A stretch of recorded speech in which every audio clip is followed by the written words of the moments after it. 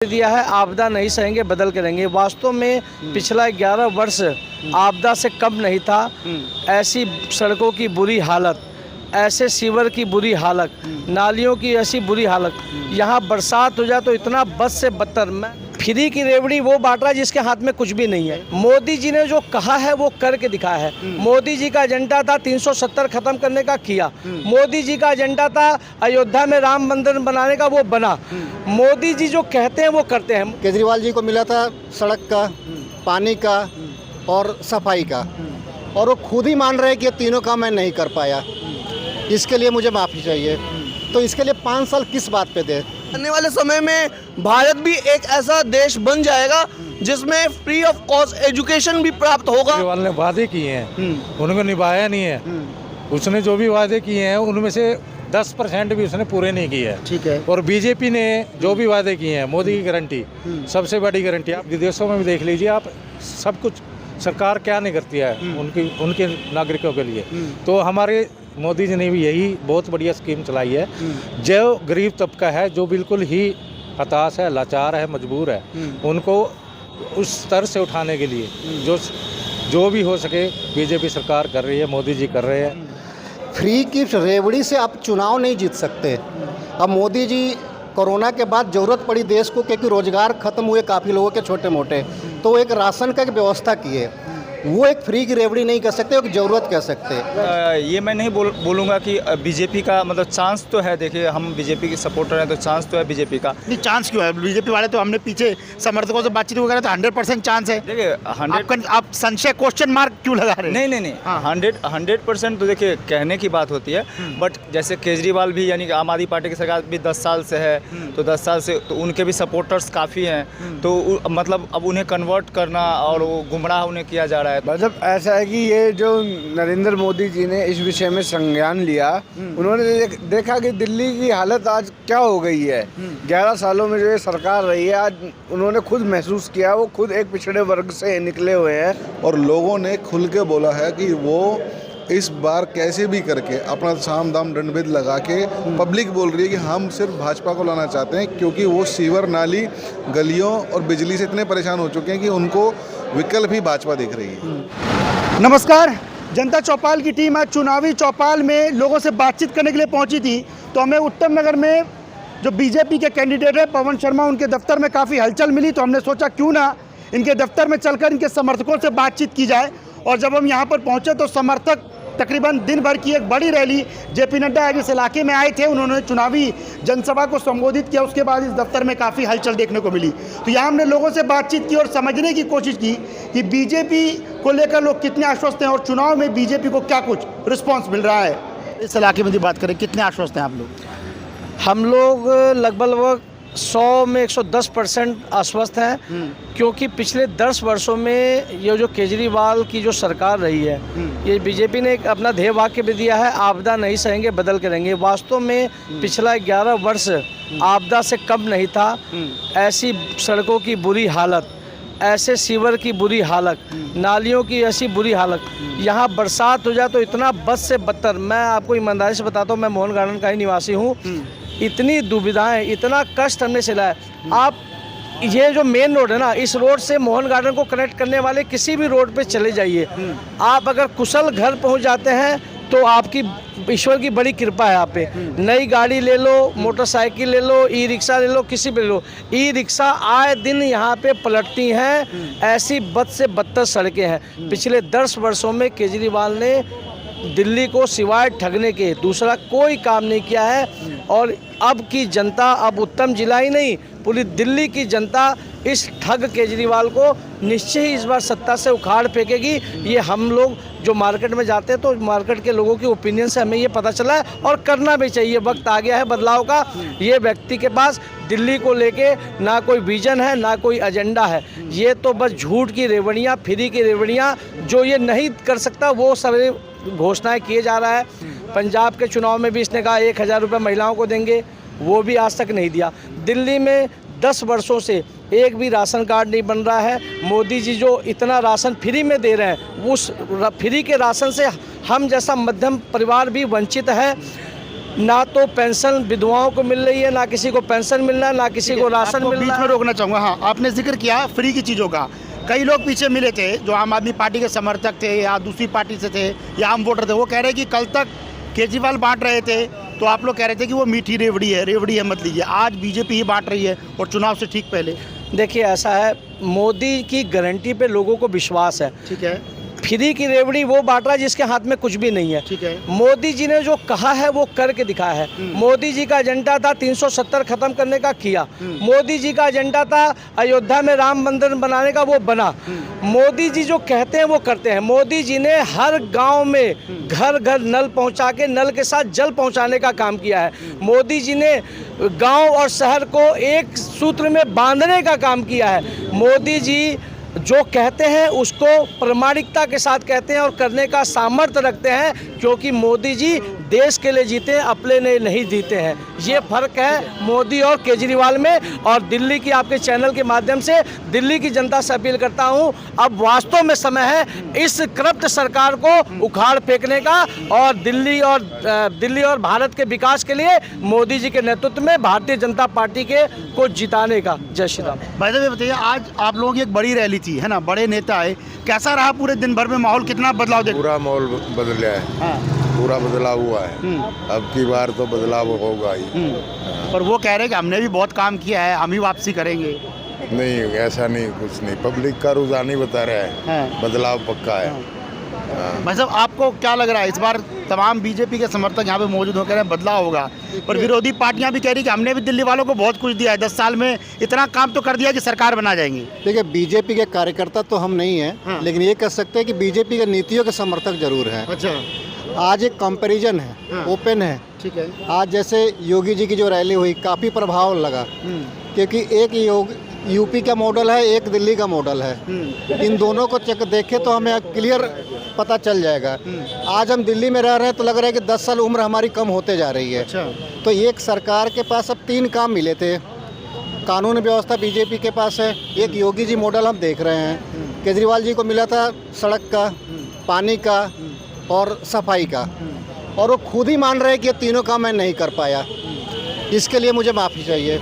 तो इसके लिए 5 साल किस बात पे दे? 3 काम ही उनको दिए गए थे, वो तीनों नाकाम रहे। तो मुझे लगता है कि एक गवर्नेंस का मॉडल है, जो स्टेट अच्छा करती है। कुछ काम केजरीवाल जी ने किए होंगे, कुछ काम योगी जी ने भी किए हुए हैं। तो आज तो कंपेयर दिल्ली की जनता करे। मैं फ्री की चीज़ों में पढ़ना नहीं चाहता और मुझे लगता है कि किसी को भी नहीं करना चाहिए। ये है कि एजेंडा लाना चाहिए। दिल्ली जैसे शहर में मुझे लगता है कि एक बड़े सोच की ज़रूरत है, एक रूट कॉज पे पता करने की ज़रूरत है। यहाँ पे जो पॉल्यूशन बढ़ते जा रहा है, हम सब बीमार होते जा रहे हैं, हर घर में 3000-4000 की मंथली दवाई आ रही है, इस पे काम करना ज़रूरत है। और मुझे लगता है कि ये एजेंडा अभी कोई नहीं ला रहा है। हम बीजेपी के भी लोगों से कहना चाहते हैं कि आप अपने एजेंडे में पॉल्यूशन मुद्दा को भी लाइए और ज़ोर से लाइए, और इस पर कुछ ना कुछ दिल्ली को गारंटी दीजिए। हो सकता है वो सुने आपके माध्यम से, तो हम उम्मीद है बीजेपी से। हाँ, बहुत बहुत शुक्रिया। भाई साहब आप बताइए, आज पूरे दिन तो थकावट रही होगी आप लोगों की, है ना, एक बड़ी रैली की गई थी, लेकिन ज़्यादातर हमने देखा कि बड़ी रैलियों के बाद में चुनावी माहौल एकदम बदल जाता है। लोग कहते हैं कि बवंडर आ गया है दिल्ली में, अब योगी जी की एंट्री हो गई है ना, जेपी नड्डा पहले से चुनावी मैदान में है, मोदी जी तो पहले रैली कर रहे हैं। कितना बदलाव, लोगों का क्या रिस्पॉन्स रहा है, कितना बदलाव आपको नज़र आ रहा है, कितना बदलने वाला है दिल्ली चुनाव? देखिए अभी तो जो भी हमने देखा है, अभी स्पष्ट हो रहा है कि भाई जनता अपने आप ही समझ रही है, जनता को समझाने की जरूरत नहीं है। पहले की तरह जनता वो नहीं है। और अपने जो अभी हम देख सकते हैं, युवा जो है, युवा आजकल खुद भी एडवांस है, उसको समझाने की जरूरत नहीं है। 18 होते ही उससे पता लग जाता है कि उसको क्या करना है, क्या नहीं करना है। तो दैट मीन्स उन लोगों को भी पता लग रहा है कि उनको कैसा भारत चाहिए। तो आप लोग जब लोगों के बीच जाते हैं वोटरों को बताने के लिए, तो कौन सा मॉडल रखते हैं उनके सामने? जो केंद्र में सरकार बीजेपी की करती आई है, उस मॉडल को लेकर जाते हैं। दिल्ली में कैसे बेहतरीन करेंगे, इसको लेकर चर्चा होती है। देखिए हर जगह केंद्र शब्द को हम यूज़ नहीं करेंगे, क्योंकि जो राज्य है, राज्य स्तर अलग होता है, केंद्र पर थोड़ा सा अलग होता है। ठीक है। तो उस अकॉर्डिंग में अगर हम देखें तो राज्य में जो प्रॉब्लम्स आ रही हैं, जो जनता के सामने चीज़ें डाली गई, सामने रखी गई हैं, एजुकेशन, एजुकेशन आप फॉरेन कंट्रीज़ में देखते हैं कि और इंश्योरेंस, ये सब चीज़ें जो कि इस बार हमारे मैनिफेस्टो में पुट ऑफ किया गया है कि 5 लाख का इंश्योरेंस जो कि फ्री ऑफ 5 लाख का आपको अवेलेबल हो रहा है। तो आने वाले समय में भारत भी एक ऐसा देश बन जाएगा जिसमें फ्री ऑफ कॉस्ट एजुकेशन भी प्राप्त होगा, और आने वाले समय में ऐसा हो जाएगा कि भारत भी अभी 5वें नंबर में आ रही है, 5वें नंबर से 3रे नंबर की बोल रहे हैं, 3रे नंबर से आप कभी ऐसा भी देखेंगे कि भारत 1 नंबर के जीडीपी पे आ रहा होगा। ठीक है, चलिए कुछ और लोग मौजूद हैं। भाई साहब ये बताइए कि हाँ चलिए इनसे पूछ लेते हैं। आप ये बताइए कि दिल्ली चुनाव से पहले हमने देखा कि बीजेपी ने संकल्प पत्र के जरिए तमाम चीज़ें बताई कि वो दिल्ली को क्या देने जा रहे हैं। केजरीवाल भी वही बांट रहे थे, कुछ चीज़ें अलग है, कुछ चीज़ें नहीं है। अब जनता को किस तरीके से समझा रहे हो और जनता का क्या रिस्पॉन्स मिला? सबसे पहले आप इसका रिएक्शन जानना चाहेंगे। देखिए, सबसे पहले मैं आपको ये बताना चाहता हूँ, केजरीवाल ने वादे किए हैं, उनको निभाया नहीं है।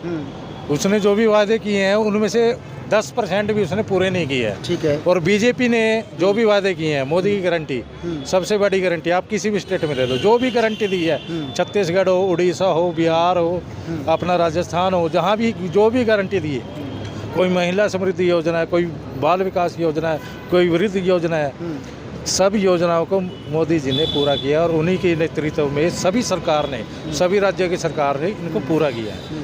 और सबसे बड़ी बात, अब जनता को, लोगों को ये समझ आ चुका है, वादे से काम नहीं चलेगा।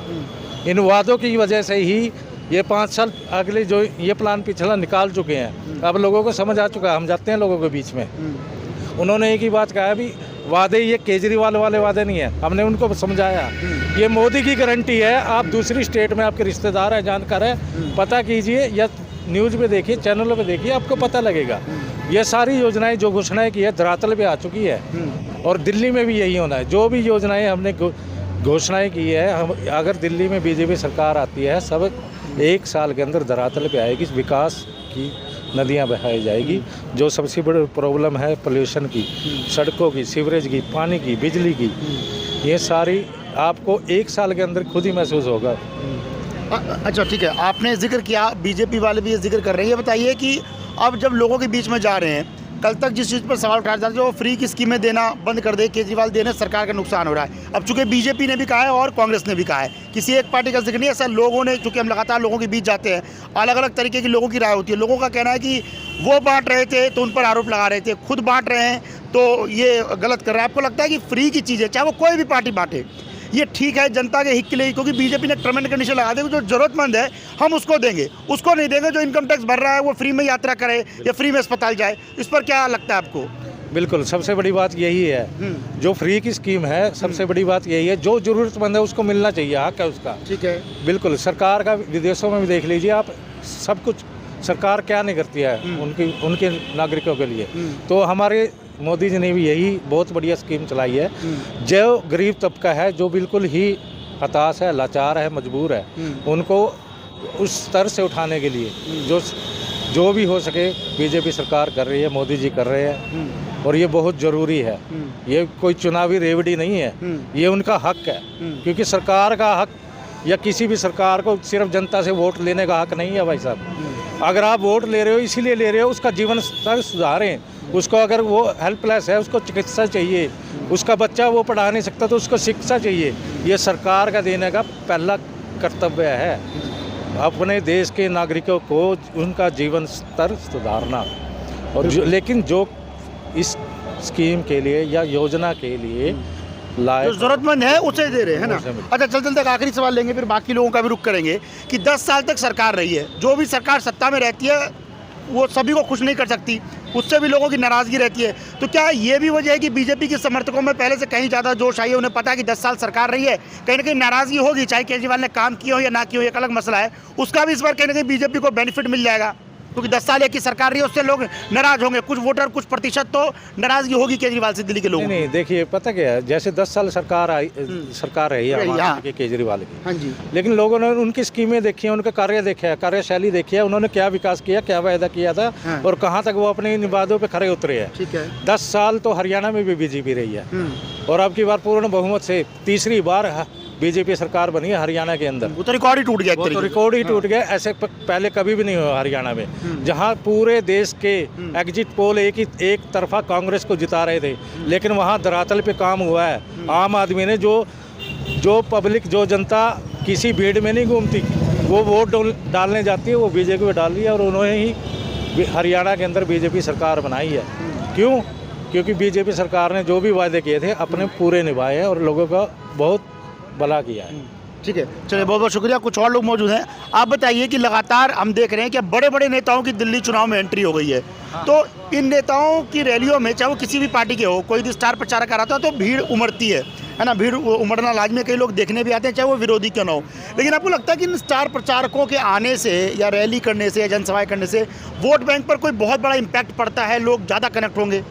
हाँ देखिए, लोग तो बिल्कुल कनेक्ट होंगे ही होंगे, बट देखिए ये मैं नहीं बोलूँगा कि बीजेपी का मतलब चांस तो है। देखिए हम बीजेपी के सपोर्टर हैं तो चांस तो है बीजेपी का। नहीं, चांस क्यों है? बीजेपी वाले तो, हमने पीछे समर्थकों से बातचीत वगैरह, तो 100% चांस है। देखिए 100, आप संशय क्वेश्चन मार्क क्यों लगा रहे हैं? नहीं 100% तो देखिए कहने की बात होती है, बट जैसे केजरीवाल भी, यानी कि आम आदमी पार्टी की सरकार भी 10 साल से है, तो 10 साल से तो उनके भी सपोर्टर्स काफ़ी हैं, तो मतलब अब उन्हें कन्वर्ट करना और गुमराह उन्हें किया जा रहा है, तो उनको लाइन पे लाना, समझाने में थोड़ा सा टाइम लगेगा। क्योंकि ये देखिए बीजेपी की सरकार जो है वो दिल्ली में भी प्रधानमंत्री बीजेपी से हैं, नरेंद्र मोदी, तो ये दिल्ली की राजधानी है, तो यहाँ अब 10 साल से केजरीवाल को मौका मिला है, तो एक बार अब बीजेपी को भी मौका देना चाहिए केंद्र में, क्योंकि ये राजधानी है।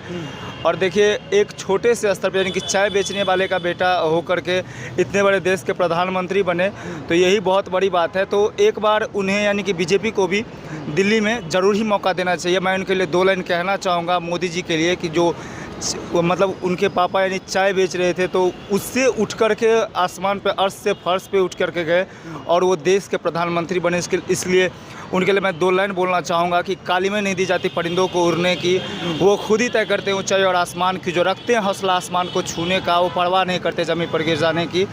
इस बार मैं चाहूँगा कि बहुत मेहनत में हम लोग लगे हुए हैं, तो इस बार मैं चाह रहा हूँ कि इस बार बीजेपी की सरकार जो है वो आनी चाहिए, अब बीजेपी को मौका देना चाहिए। चलिए, क्या नाम है आपका? मेरा नाम है नयन झा। चलिए नयन जी, बहुत अच्छी शायरी की। भाई साहब ये बताइए, रात के वक्त भी आज चहल पहल ज़्यादा है ना? पूरे दिन तो आप लोगों की भाग दौड़ रही होगी, लेकिन अब चुनावी माहौल पूरी तरीके से बदल गया, इसमें बड़े बड़े नेताओं की एंट्री हो गई है। अब कई लोग कह रहे हैं कि दिल्ली को यदि बेहतरीन मॉडल आप देने जा रहे थे, तो फिर बड़े नेताओं की एंट्री कराने की क्या दरकार पड़ी, और जो फ्री की सौगातें हैं वो बीजेपी की तरफ से बांटने की क्या ज़रूरत थी? आप इस पर क्या सोचते हैं, क्या लगता है आपको? मतलब ऐसा है कि ये जो नरेंद्र मोदी जी ने इस विषय में संज्ञान लिया, उन्होंने देखा कि दिल्ली की हालत आज क्या हो गई है। 11 सालों में जो ये सरकार रही है, आज उन्होंने खुद महसूस किया, वो खुद एक पिछड़े वर्ग से निकले हुए हैं, तो पिछड़े वर्ग के एक का जब उन्होंने सर्वे किया, जब उन्होंने देखा कि इन्हें क्या सुविधाएं देनी चाहिए, क्योंकि उन्होंने देखा कि जो झूठ का एक लेवल जो होता है वो एक बढ़ चुका था, दावे पे दावे, प्रॉमिस पे प्रॉमिस, लेकिन पूरा कुछ भी नहीं करना। लेकिन एक मैं भी जरा आ रहा था, मैंने वहाँ सुना, ऐसा कोई सगा नहीं जिसको केजरीवाल ने ठगा नहीं। वो कहते हैं कि तो बीजेपी वाले कह रहे हैं हमने नहीं ठगा है, आपको लगता है ऐसा? देखो, लोगों ने अब पूर्ण रूप से अपना मन बना लिया है। जो आप कह रहे हैं कि बड़े बड़े नेताओं की एंट्री की क्या जरूरत है, उन्हों को भी सच का पता लग गया है कि भैया ये तो, आज नड्डा जी ने भी अपनी सभा में बताया कि 300 करोड़ का घोटाला इसने शराब के नाम पे किया, सड़कों के नाम पे घोटाला किया, मोहल्ला क्लिनिक के नाम पे घोटाला किया, दवाइयों के नाम पे घोटाला किया। जब उनको पता लगा कि ये तो घोटाले के चक्कर में जेल में जा रहा, तो हमें भी जेल में पड़ना पड़ेगा, तो मरते हुए कहाँ जाएंगे? तो मोदी जी के शरण में उन सबको आना पड़ेगा। यही उनके पास एक चारा है, क्योंकि मोदी जी ही एक ऐसे प्रतीक है जो कहा है कि मोदी है तो मुमकिन है। देखो धारा 370 का मामला देखो, 40 वर्षों तक कितने लोगों की पीढ़ियाँ उसमें खप गई। राम मंदिर का मामला देखो, जरा उन परिवारों से जाके अगर आप मिलोगे तो उनके आंसू जैसे टपकते हैं, तो उनकी पीड़ा को मोदी जी ने समझा है। मोदी जी ने उनसे कहा था तो करके दिखाया। देश को पूर्ण रूप से उनके ऊपर विश्वास है। जो उन्होंने कहा है 2500 रुपये महिला को मिलेंगे, गर्भवती महिलाओं को 6 महीने की किट मिलेगी, 21,000 रुपये मिलेंगे, केजी से पीजी तक की शिक्षा मिलेगी। हाँ, मुफ्त शिक्षा मिलेगी, और जो बैचलर की पढ़ाई कर रहे हैं उनको 1,000 रुपये प्रति माह मिलेगा। सिलेंडर पे 500 रुपये की सब्सिडी मिलेगी। दो त्योहारों पे फ्री मुफ्त सिलेंडर लोगों के घर तक पहुंच जाने का काम भारतीय जनता पार्टी करेगी। और बताओ और क्या सुविधाएं दे सकती है? बिजली का आपको पता है जो आज और बताया कि मोदी जी 300 बसें कुछ और दिल्ली में इस दिसंबर तक लॉन्च करने वाले हैं। तो और क्या चाहते हैं? तो लगता है कि दिल्ली की जनता इस बार करेगी इन बातों पे भरोसा? दिल्ली की जनता ने पूर्ण रूप से जो है अपना मूड में है। अगर हम कहीं जाते हैं तो ऐसी चर्चा होती है, खोखे पे चले जाओ, चाय की दुकान पे आप चले जाओ, वहाँ पे पूर्ण रूप से जनता, अगर आप मोदी कहोगे तो आपको खाने को दौड़ेंगे। एक इस तरीके से माहौल बनाया कि मोदी एक बार दिशा दिखा दे। कुछ और कार्यकर्ता, बहुत बहुत शुक्रिया। कुछ और लोग हैं, उनसे बात कर लेते हैं और समझने की कोशिश करते हैं कि आखिर चुनाव को लेकर क्या कुछ उनका नज़रिया है और क्या कुछ उनकी बातचीत है। भाई साहब, क्या नाम है आपका? मेरा नाम पवन है। कहाँ रहते हैं आप? मैं यहीं पे रहता हूँ, उत्तम नगर रहते हैं। ये बताइए आपके हिसाब से उत्तम नगर की समस्याएं क्या है, ये बताइए, क्योंकि इस इलाके में बैठे हैं और इस इलाके की बात ना करें तो बातचीत अधूरी रह जाएगी। देखिए, उत्तम नगर आई थिंक मेरे हिसाब से दिल्ली की एक सबसे बड़ा डेंसिटी वाला एरिया है। और यहाँ पे सड़कें जितनी टूटी पड़ी है, आप एक बाइक खरीदें और 1 महीना उत्तम नगर में चलाकर देख लें, आपको लगेगा कि वो 10 साल खटारा बाइक हो जाएगी। तो ये तो एक बाइक की बात बताई, गाड़ी तो आपको जा ही नहीं सकती किसी के घर पे उत्तम नगर और विकास नगर में अंदर चले जाए तो। सड़कें टूटी पड़ी है, नाले खुले पड़े हैं, सीवर के पानी लोगों के घर में जा रहा है। इतनी ज़्यादा समस्या है कि आप सही से रह नहीं सकते। जो बीमारी का मेन कारण है, वहाँ पे एक पानी के रूप में सीवरेज का ही पानी आ रहा है सबके घरों में। तो साफ पानी की जो कमिटमेंट चल रही है न्यूज़ में, वो तो कह रहे हैं 24 घंटे पानी देंगे दिल्ली को। तो चल तो रहा है 24 घंटे, सीवर की पानी सड़क पे है। हाँ। नल चलती है, वही सीवर का पानी जाता है। अगर इतनी ही साफ पानी है तो टैंकर क्यों आ रहा है? लोग 20-20 रुपया, 40-40 रुपये का जार क्यों खरीदें? आप हर दुकान पे चले जाइए, जार हर दुकान पे बिक रही है, सब लोग पानी खरीद के पी रहे हैं। तो वो पानी कहाँ पे है जो डायरेक्ट नल से आता है? क्योंकि नल से तो वही आ रहा है जो नाले में बह रहा है। अगर इसको आप पानी मानते हैं तो मुझे लगता है कि सोचना पड़ेगा कि हम दिल्ली जैसे राजधानी में रह रहे हैं, जहाँ पे हम क्या दे रहे हैं पानी के नाम पे। आप जहर दे रहे हैं। आपको सोचना पड़ेगा इस विषय पे। अच्छा, आप एक चीज़ और बताइए, अब जो फ्री की चीज़ें सभी पार्टियां बांट रही है, चाहे बीजेपी हो, कांग्रेस हो, आम आदमी पार्टी हो, वो लगातार सब लोग फ्री की चीज़ें बांट रहे हैं। कल तक लगातार इसमें बड़ा फ्री की रेवड़ी में बड़ा कहीं ना कहीं मसाला हो रहा था कि भी फ्री की रेवड़ी नहीं बांटनी चाहिए। अब सब लोग बांट रहे हैं, अब जनता कहीं ना कहीं कन्फ्यूज नहीं होगी। आप लोग जाते होंगे तो जनता पूछती नहीं होगी कि हम उसके पास जाएँ या उसके पास जाएँ या किसी तीसरे के पास जाएँ। ठीक है, फ्री की रेवड़ी किस समय और कहाँ बांटी जाए इसकी ज़रूरत है, और किसको बांटी जाए ना, इसमें एक फिल्टराइजेशन होना चाहिए। फ्री की रेवड़ी से आप चुनाव नहीं जीत सकते। अब मोदी जी कोरोना के बाद ज़रूरत पड़ी देश को, क्योंकि रोज़गार ख़त्म हुए काफ़ी लोगों के छोटे मोटे, तो वो एक राशन का एक व्यवस्था किए। वो एक फ्री की रेवड़ी नहीं कह सकते, एक ज़रूरत कह सकते। अब दिल्ली में किसी के घर में 2.5 लाख की सैलरी आ रही है, आप उसे उम्मीद करते हैं कि 300 रुपये 400 रुपये के लिए हम उसके लिए चुनाव के लिए बात करें। तो ये रेवड़ी वो बांटता है जिसके पास दिखाने के लिए कुछ नहीं है। आप वो वोट को एक तरह से खरीदना चाहते हैं। आज दिल्ली में, देश में एक राजनीति बदली है कि एक फ्री वाली चीज़ें चली है, लेकिन मैं इसका प्रस्तक कोई भी पार्टी करे, हम इसके समर्थक नहीं हैं। अगर जहाँ ज़रूरत है, जिसकी जितनी ज़रूरत है, अगर एक बीपीएल का कैटेगराइजेशन होनी चाहिए, सबको बांटना। मतलब जो ज़रूरत है उसको दो, जो ज़रूरतमंद नहीं है उसको मत दो। लेकिन एक मोदी जी के पास एक, मैं मानता हूँ कि जैसे उन्होंने गैस सिलेंडर में सब्सिडी दी थी और उन्होंने रिक्वेस्ट किया था, चलो चुनाव में उन्होंने एक वादा किया, एक चुनावी वादा कह सकते हैं, जीतने के बाद वो जीते, एक रिक्वेस्ट भारत के नागरिकों से किया कि जो सक्षम है वो उसको छोड़ दें, और देश की जनता ने छोड़ा। तो मुझे लगता है कि दिल्ली में भी जिसको ज़रूरत है उसको चीज़ें लेनी चाहिए, और जो पैसा उनसे बच रहा है वो सफाई में, पॉल्यूशन पे और बेसिक बाकी जगहों पे लगानी चाहिए। ये मेरा मानना है। ठीक है, बहुत बहुत शुक्रिया। क्या नाम है आपका? जयपाल सिंह। आपके सभी दर्शकों को नमस्कार। सबसे पहले बहुत बहुत स्वागत है आपका। ये बताइए कि इस इलाके में हम बैठे हैं, उत्तम नगर का ये इलाका है, भाई साहब ने जिक्र किया यहाँ समस्याओं का, जी, जी। है ना, पर आम आदमी पार्टी वाले कहते हैं कि हमने इस इलाके में बहुत काम किया है, सड़कें हमने दुरुस्त कर, हालांकि टूटी सड़कें पूरी दिल्ली की शिकायत है। साफ पानी को लेकर केजरीवाल पहले माफ़ी मांग चुके हैं। अब एक एमएलए जो 10 सालों से यहाँ पर था, चूँकि उनके ऊपर एफआईआर दर्ज हो गई, वो कह रहे हैं कि बीजेपी ने दर्ज कराया, तो पहले तो जनता को ये समझाना पड़ेगा कि बीजेपी ने दर्ज नहीं कराएगा, मतलब तो अभी बताइए जनता में कहीं ना कहीं कन्फ्यूजन वाली जो स्थिति है उसको आप लोग जाकर कैसे दूर कर रहे हैं, कैसे लोगों को समझा रहे हैं, क्योंकि केजरीवाल तो हमेशा से कहते हैं कि हमारा कोई दोष नहीं है, सब कुछ बीजेपी का दोष है।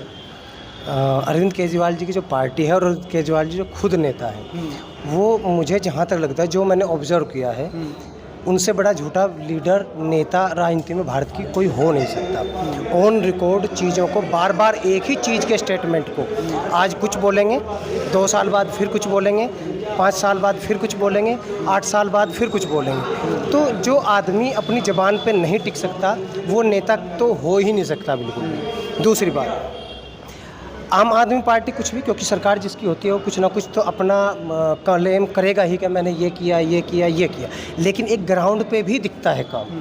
वो ग्राउंड पे दिखना है। मैं सुबह से शाम तक सपोज मैं सुबह को ऑफिस जाता हूँ, मुझे टूटी हुई सीट मिलेगी, टूटा हुआ शीशा मिलेगा। ये बसों की बात कर रहे हैं, बसों की बात कर रहा हूँ। कुछ बसों की हालत तो ऐसी है कि कई बार पीछे खड़े होते हैं, डर लगता है कि पिछला हिस्सा टूट कर नीचे ज़मीन पे ना गिर जाए। अभी बरसात की मैं बात करूँ, बसों के अंदर तक पानी घुस जाता था। नजफगढ़ पूरा डूबा रहता था, 2-2, 2.5 फुट पानी होता था। अगर मैं झूठ बोल रहा हूँ तो 2 महीने पहले के विजुअल्स आप देख सकते हैं। हाँ, नजफगढ़ का हमने सर्वे किया, पानी जल जमाव को तो लेकर है। ये हाल नजफगढ़ का ही नहीं है, ये हर गली का यही हाल था दिल्ली के अंदर। सारी गलियों का हाल यही है, सीवर लाइन का हाल यही है। पानी, वो कहता था कि 5 साल में हर घर में हर नल से आरओ का पानी आपको मिलेगा। मुझे लगता है कि मेरे यहाँ तीसरे दिन पानी आता है, 24 घंटे को तो छोड़ दीजिए आप, तीसरे दिन का मतलब समझ रहे हैं। उत्तम नगर इलाके की बात कर रहे हैं, मैं उत्तम नगर की ही बात कर रहा हूँ, मैं मोहन गार्डन की बात कर रहा हूँ, मैं सूरज विहार की बात कर रहा हूँ, मैं बजाज एनक्लेव की बात कर रहा हूँ। बजाज एनक्लेव, सूरज विहार में आप किसी भी घर में चले जाइए, अगर आज आपको पानी मिला तो आपको कल पानी नहीं मिलेगा, परसों पानी मिलेगा। कितने घंटे बाद पानी आता है, उसके बाद सबसे बड़ी मतलब एक दिन आता है फिर तीसरे दिन आता है। अच्छा हाँ, फिर तो बेहतर। उसकी दुर्दशा सबसे बड़ी क्या है कि रात को 1 बजे या 2 बजे आएगा। अब मुझे ये बताइए, जो आदमी सुबह को 7 या 8 बजे ऑफिस जाने वाला है, जिसके बच्चे सुबह को सपोज 10वीं का या 12वीं का एग्ज़ाम लिखेंगे, जिसकी वाइफ को सपोज कहीं पे कोई मतलब कुछ भी है, अब सबको अपनी अपनी परेशानी खांसी, मतलब आपके यहाँ भी उत्तम नगर इलाके में रात को 1 बजे पानी आता है?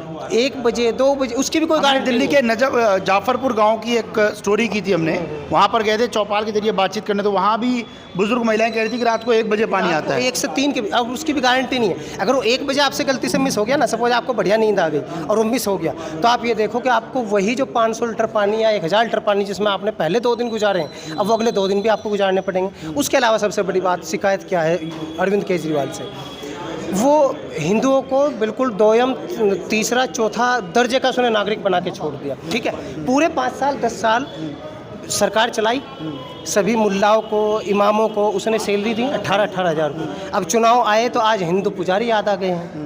मतलब लग रहा है ये चुनावी स्टंट है जो अब किया जा रहा है। केवल चुनावी स्टंट है, झूठा है, धोखेबाज है, ठगबाज है। उससे बड़ा झूठा आज की राजनीति में नहीं हो सकता। आप उसके 1000 स्टेटमेंट में आपको दिखा सकता हूँ, आप खुद भी सर्च कर सकते हैं, आप पत्रकार हैं, आपको भी पता होगा। मेरा नाम हिमांशु यादव है, मैं प्रदेश उपाध्यक्ष हूँ ओबीसी मोर्चे का, दिल्ली प्रदेश का। ठीक है जी, आज की जो रैली हुई है वो रैली साफ दर्शाती है कि भाजपा उत्तम नगर विधानसभा में, स्पेशली दिल्ली में तो है ही है, उत्तम नगर विधानसभा में करीब 20,000 मतों से जीत रही है।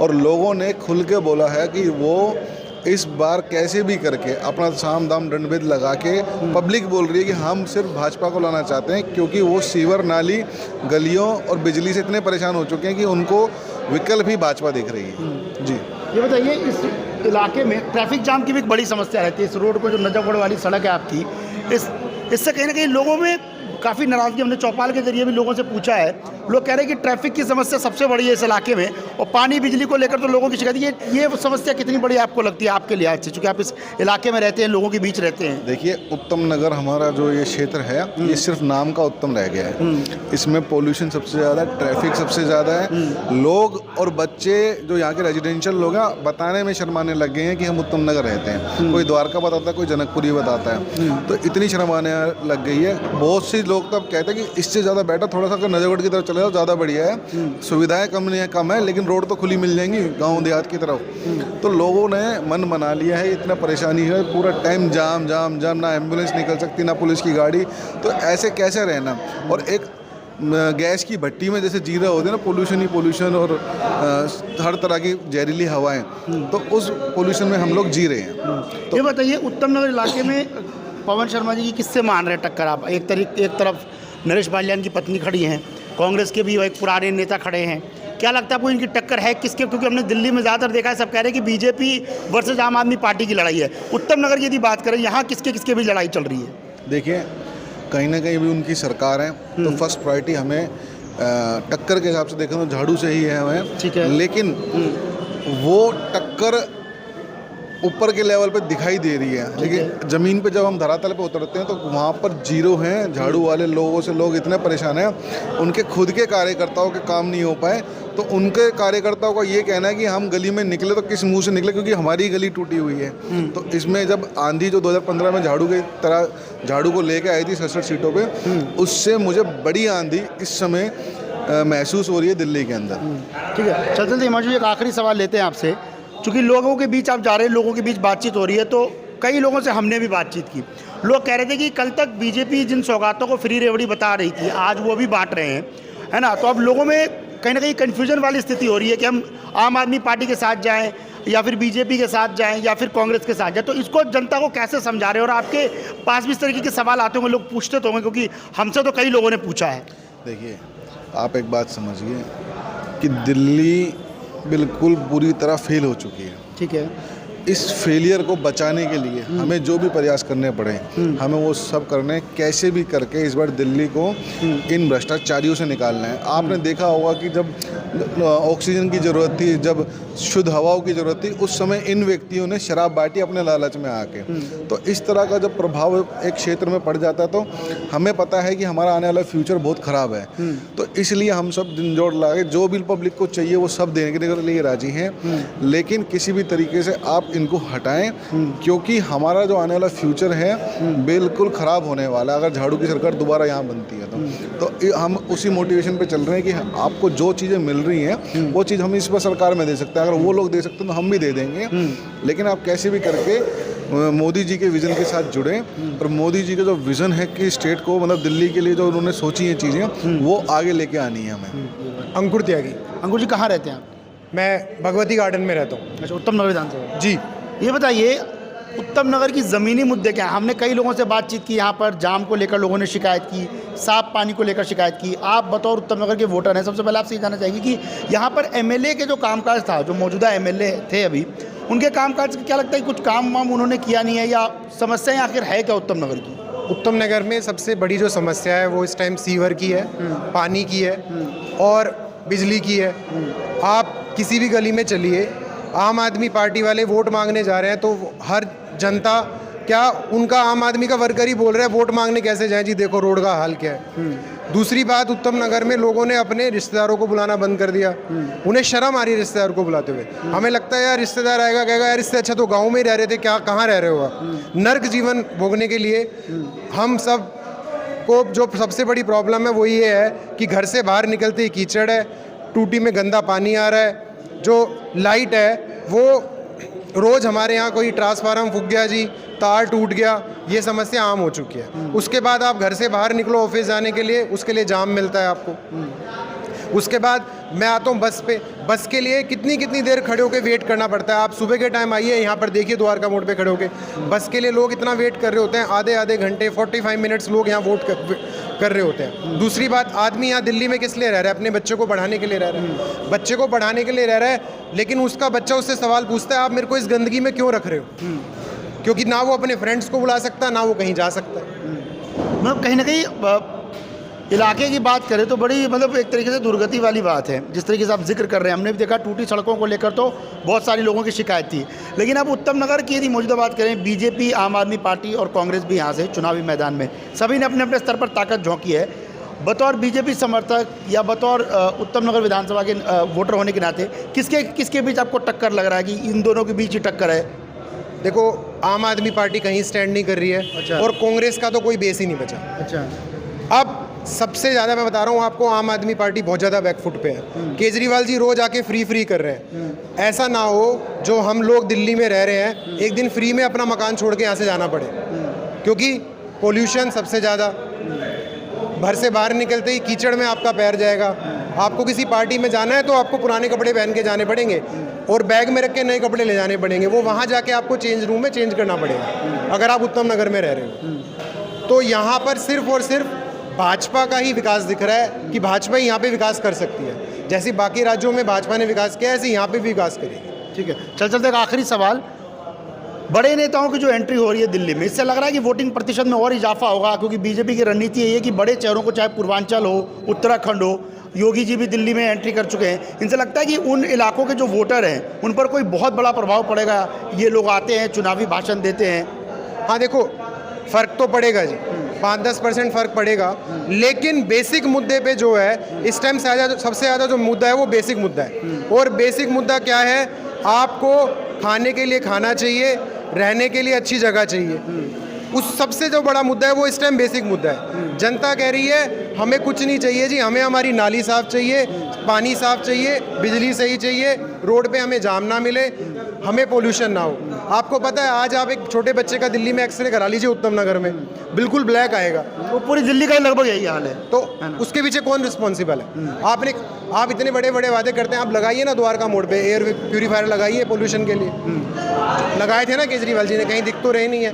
आपको ऐसी कंडीशन क्या आई कि डेली आके ऐलान करना पड़ रहा है इसके लिए फ्री, उसके लिए फ्री, इसके लिए फ्री।